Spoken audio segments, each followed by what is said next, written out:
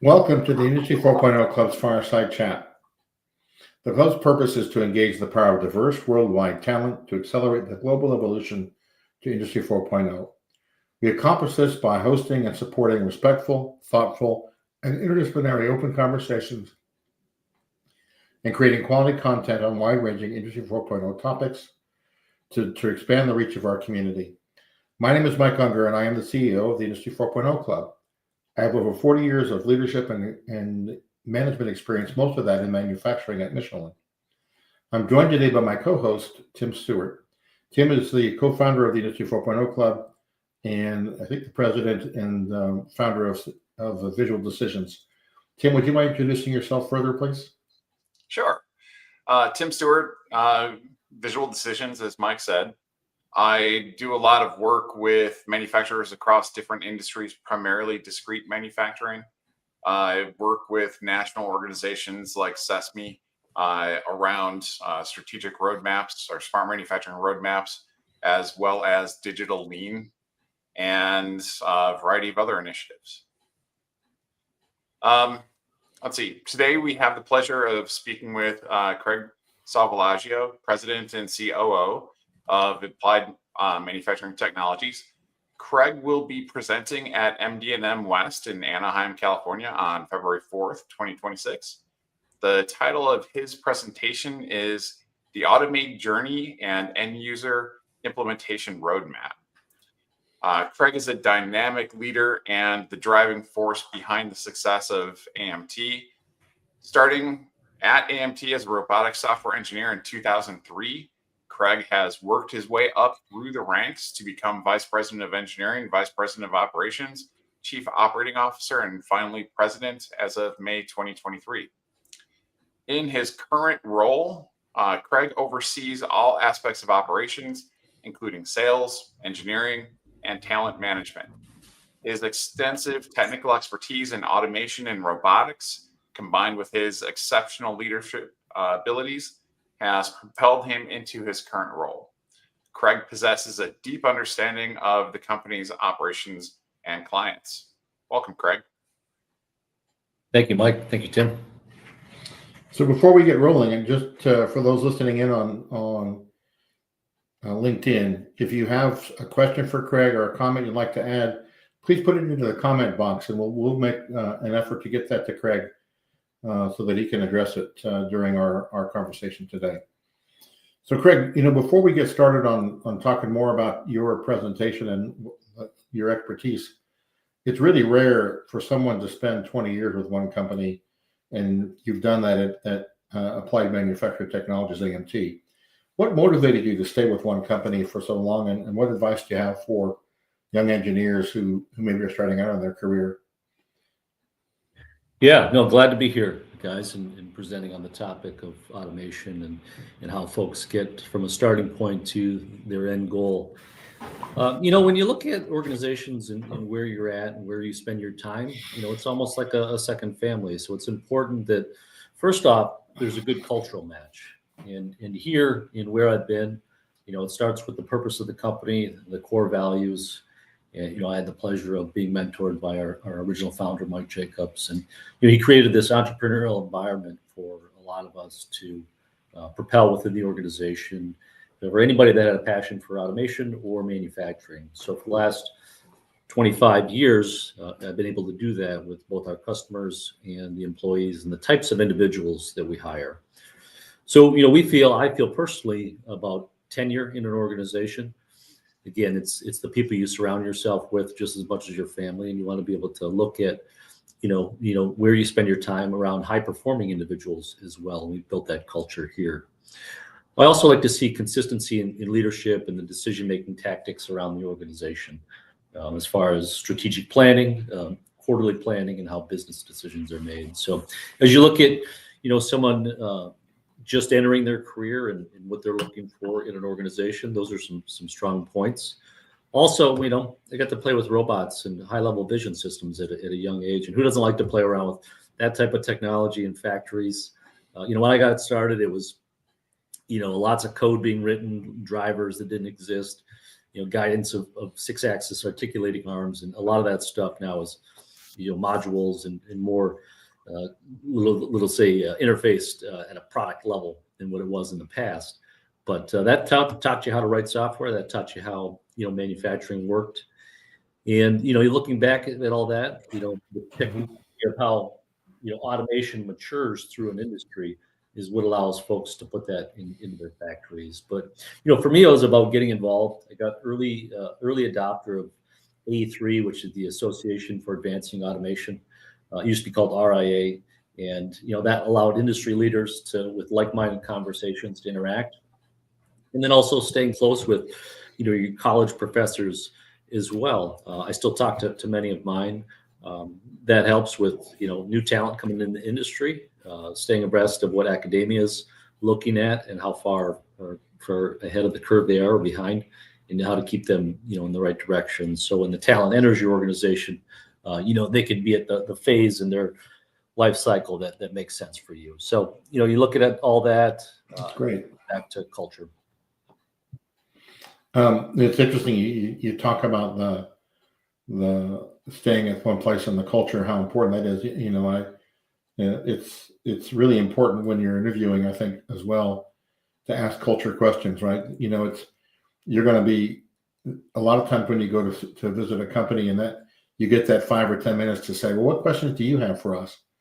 When you ask culture questions, it's also very helpful for the company to know that's what you're interested in as well. I think that's a wonderful suggestion about really and your reflection on the culture.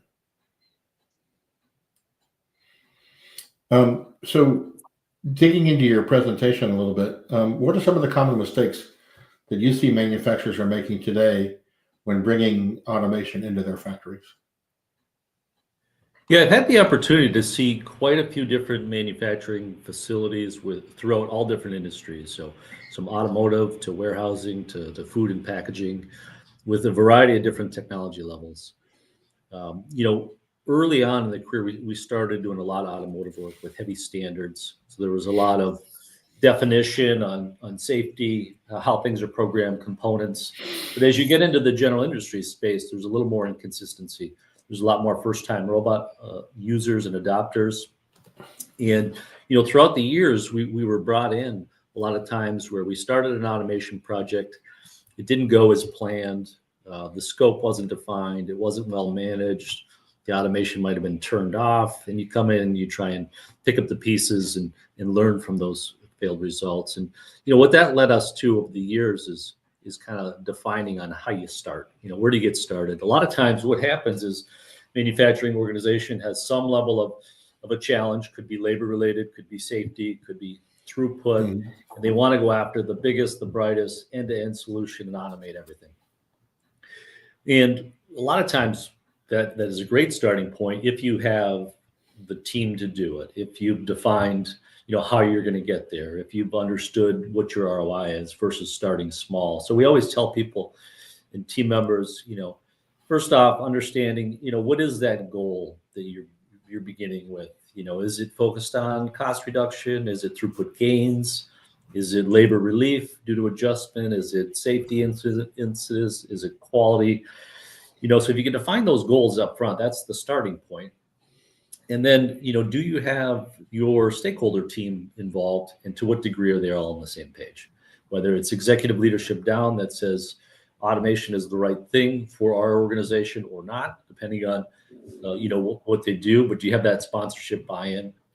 And then internally, a lot of times, most manufacturing teams have like one automation engineer, one controls engineer, and they have to rely on partners. So it's understanding how much you want to staff up to maintain your own equipment or use external resources. So building that team, that could be a combination of upskilling your current workforce, sending them to training, getting folks involved, or it could be a pivotal approach and use a partner strategy. So almost every robot OEM or, controls OEM has a integrator network that you can use to deploy full turnkey solutions. So, you got to look at comparing all those offerings and just evaluating what's right for you. But I think as an end goal, a lot of times with traditional automation, folks tend to start with a larger piece and then maybe versus starting small. So for example, if you're going to automate, an entire line or process or application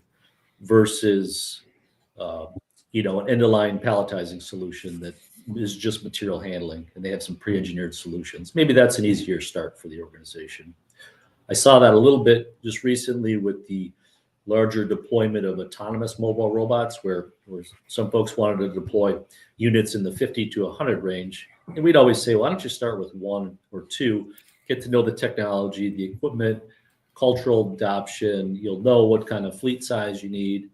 And, you might have a clearer path to the end goal. So it's really it depends on your organization. We always like people to kind of start with some of those basics first. It's interesting you talked about kind of beginning with the end in mind. And I noticed that word roadmap is in your title and so forth for your speech. I'm a big fan of working backwards from what are the goals of the organization, right? So you talked about, increasing throughput, reducing cost, quality, et cetera. And which of those you're really going after helps determine what is the form of automation you want to put in place and so forth. The other thing that I picked up on that you talked about is how do you create that alignment within the organization to get the adoption and use of those technologies that you're putting in place so that something doesn't end up in a corner of the shop kind of unused. Could you expand on those thoughts a little bit? Yeah, I always say, what is that end goal and how do you measure it? A lot of times people, are excited about maybe like the product or the technology. So they got introduced to a specific technology to show, and then that technology is driving the ultimate solution, where it needs to start with, what's the process and what are the goals first. That happens a lot of time on technology maturity, where you go and you see something and you say, wow, that looks really well at a trade show or in the lab. And that happened a lot with the picking technology for warehousing. If you looked at 3 years ago, a lot of startups doing mixed load PAL, DPAL, a little bit of consolidation, both in the technology of the sensor and the industry. And now it's a little more adopt to be able to put those into your warehousing application. Again, you go back to a show 3-4 years ago, you look at robots doing truck unload, which is a very intense labor case. And now there's 3 or 4 technologies that do that type of thing. So a lot of times people chase the latest technology to put in their factory, and sometimes it may work really well in the lab, but it's not ready for full industrial use at the reliability rates that some folks are used to. So we always say from that perspective, do those lab trials, do those proofs of concept. But at the end of the day, it's selecting the right application, ensuring the right technology meets that application, and then the technology is not driving it backwards. And then the use of your partners and vendors to get it done and rely on them. There's integrators that do certain things. They do welding or painting because they've been doing it for 20, 30 years. There's also the size of the integrator as well to the end user. If it's a small integrator and they're taking on too large of a project, they're going to have resource issues, vice versa. If they're a really large integrator and the project's too small, you might not get the attention needed for the size of the application. So there's a lot of matching going on in that. But that's overall kind of what I would say from that perspective. Okay. So one of the things, I think you've touched on a couple of these things being key principles for success. I think I heard you mention having a clear goal, having the stakeholders involved, and then deciding a little bit about where are your resources going to come from for the project itself. Are there other key principles for success that you would like to highlight? Yeah, I think, a lot of times, sometimes people are afraid to share information. And so there's a lot that can be gained by meeting with other manufacturers that maybe are in a different industry to see, what were their success factors or, failures from that perspective. So, sharing of information that can be done through associations in trade shows like MD&M West. It could be through the network, such as the robot companies themselves or the technology suppliers. I think before, in the years past, it used to be, you're protecting all that intellectual property, protecting that process. And you'd be surprised now how much people are willing to share. Here's what led to the success. of our factory, whether it was people adoption, whether it was training, whether it was the timeline to implement. A lot of times people try and race things through, and sometimes that could lead to, cutting corners in the project. We all know that safety drives some additional component costs, but also when you look at safety, it has to be designed, to the relevant industry standards, such as ISO 10218 or R1506 for traditional robots, R1508 for autonomous mobility. But then you can't over-design it as well, so that way operators and maintenance folks can't use the equipment or maintain it or do cleaning on it or preventative maintenance. So it's a balance of all those things when you're trying to look at the elements of what is the ROI, what are we trying to achieve? At the end of the day, it all goes back to those business objectives. How do you balance when you're looking at a lot of these projects, solving individual problems? Someone's got a machine that's on fire and they need to address that versus taking that step back and thinking through what is the kind of overall architecture that I'm trying to put in place so that you don't make overly large investments in solving this problem without fitting it into that bigger picture. Yeah, it's something I thought was maybe 20 years ago, but it still happens today where, sometimes, it's just communication within the organization where, an end user will go out to 3 different integrators and then not have a specification, whether it's components, software, safety, technology, and then they'll get 2 different machines. That's one element. A lot of times it's one person responsible for one area that says, I just need to solve this. I brought a technology company in. They told me I need this type of robot or AMR, and they're heading down a path, but they haven't studied the process. They haven't looked at those goals. They haven't looked at the data to say, you know what, actually, if we moved upstream, there's a different bottleneck in the facility. Or if we looked at this might inherently fix the quality problem that we're trying to put automation in downstream that didn't exist. So it's starting with that, start to finish, look at it from a holistic perspective, take a step back. A lot of people have very narrow approaches when they look at things, and it gives you a different perspective. So, that could be done through an internal process or bringing in some partners to consult just to show you, where to start versus letting the technology drive where things are going. You mentioned earlier you're talking about autonomous robots. Can you talk a bit more about, because it's an emerging technology. Can you talk a bit about that as well? What's happening there? Yeah, so that space has been quite emerging. If you look at the last 3 years, the technology was there, but people weren't ready to put it into their factories yet for the reliability perspective. In the last 2 years, there's been almost a different adoption, specifically for material movement to line side or to the warehouse, because of the significant amount of safety-related incidences that are due to fork truck traffic. It's a big number. Those statistics are out there. But now you have these autonomous mobile robots. They call them AMRs. In the safety world, they call them IMRs, so industrial mobile robot, so that it can be related to an auto-guided vehicle versus an autonomous vehicle. There is now the 3-part safety standard related to the deployment of the technology. So it's R1508. Part 1 is to the OEM, part 2 is to the integrator, part 3 is to the end user. And it has the industry vocabulary as far as how to deploy, how to map, how to zone, how to look at object detection, obstacle avoidance. And when you look at that space, it's completely different than traditional and fixed automation. If we were looking at, hard and fixed robots, conveyors, traditional fencing, we walk into a facility, you look at what space you have, and typically you have some boundaries around it where parts enter into the system. There's typically, building columns, overhead obstructions, and you say, how do I fit this solution into this box? With autonomy, these vehicles actually roam free. So now it's quite different.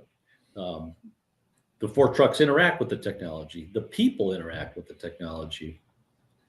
Obstacles that you didn't think mattered, such as a gap on a doorway or interaction with a clear panel door, makes a difference. Or if you enter the manufacturing facility to the warehouse and there's a temperature change, well, now you have LiDAR and vision systems that can create condensation. AMRs, that type of technology doesn't like high-level gradients or rough floor or moisture. So it's just completely different. But you're seeing in this past 12 months quite a bit of a larger adoption to the technology, the reliability of it, and the maturity of it. Thank you for that. One of the areas that I know in your presentation you're going to be speaking about, you mentioned is developing the workforce of the future. So how does the workforce of the future, what do they need to know to be able to really interact with and work with the technology of the future? What does that look like from your perspective? Yeah, so it's a little different now than it was maybe 20 years ago. One of our partners is FANUC America, FANUC Robotics, and they're a big advocate at the education level to get robots all the way down into the high school level. And they've had an education program related to that. You've seen them not just in university labs now, but at community colleges and all the way down into the high school and academia level. And that's helped quite a bit. So you're starting to develop those skills earlier now in your career life cycle. But a lot of times it starts with your factory. If you're a factory line worker and you're doing material manipulation all day, and you're the plant manager comes to you and says, we're going to adopt some automation, but we're going to give you some additional skills. You're going to learn how to program a robot, a vision system, a PLC. You're going to look at electrical drawings. We're going to show you how to do pneumatics. We're going to teach you safety standards. Who wouldn't be fulfilled with upskilling their career and learning those types of things and going home to their family and said, instead of moving boxes around all day, I actually, got to program a robot, and I'm going to show, the kids how to do that and, show others. So a lot of times it depends on how you approach it. If you approach it as we're going to put automation to replace your job, you're going to get a totally different level of adoption or not adoption than if you say, hey, we're going to increase your skill set. Whoever wants to do that, here's the tools we're going to give you to do that. So. Interesting. I know that I've had a hard time convincing my kids to go into manufacturing, and maybe I just didn't have cool enough toys for them to play with at home. In terms of, what they should be looking at and how to prepare themselves to go into there and learn some of those different things, is there advice that you would give high school kids, college kids, and so forth that are looking for a possible career in manufacturing and so forth? What are the things, other than the obvious ones like engineering, college, and so forth? What are the skill sets that they should be preparing themselves for? Yeah, there's so much more tools out there now than there was when I was doing it. There's a lot of coding tools and software development tools that can be used. It still comes back to understanding, basic electronics, basic mechanics, pneumatics, those types of things, motion, articulation. In today's world, LiDAR or SLAM-based, navigation systems. Some of this stuff is used on drones and other toy technology that you can get them engaged at an early age. But instead of thinking about it as going to work in a factory, you're going to go there to create the factory of the future is a much more appealing environment for those up and coming in their career path. It's a good framing. Yeah, that's really neat. Well, we've been, just for those that are on LinkedIn, we've been talking to Craig Salvalaggio for the last 20 minutes or so. And, we're reaching the end of this conversation. But if you do have a question for Craig, please feel free to put it in the comment box, and we'll make sure we get it to him before we wrap up today's presentation. Craig, as we just, folks that are planning to come and hear your presentation at MD&M West, what do you hope that they'll get from that, from what you plan to share with them? Yeah, we're hoping to use some live examples and some case studies of real life scenarios that we've been through that help put some of these use cases into better perspective. But a lot of times it's those key factors on deciding, designing, integrating automation. What does it look like? Is it a simple power and force limiting single cobot solution versus full turnkey.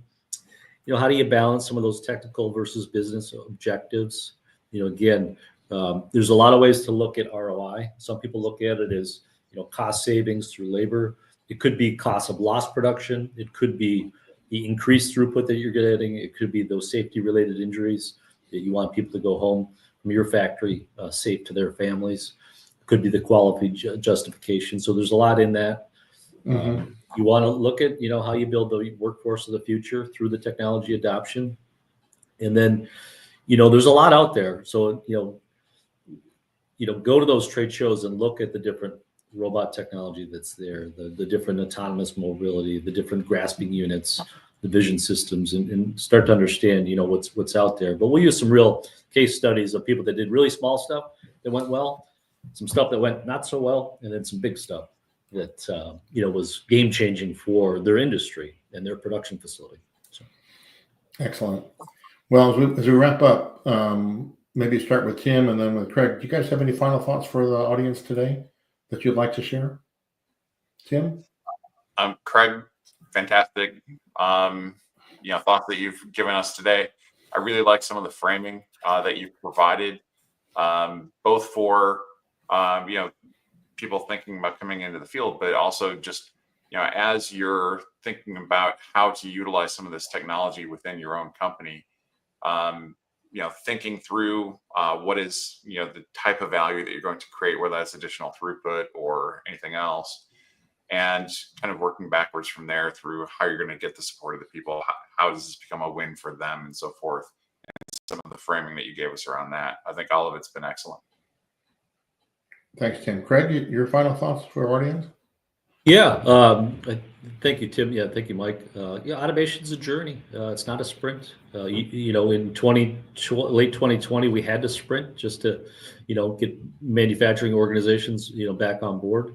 There's a lot of discussion whether or not those types of numbers would last. There's no doubt automation isn't a part of the success and profitability and manufacturing in this country. And you got to look at your factory and figure out what makes sense. So get out, share stories, see people, ask questions. There's a big network up there that wants to help. It's not looking to sell you anything. They're just looking to guide you and give you some basic tools on how to get there. So appreciate the time today, guys. Excellent. Thank you. So we'd like to thank Craig for taking time to join us. We really appreciate it. There's been a lot going on. To give us a preview of his presentation at MD&M West, which will be happening on February the 4th at the Anaheim Convention Center in California. We hope you're going to decide to join us, Craig, and the Industry 4.0 Club.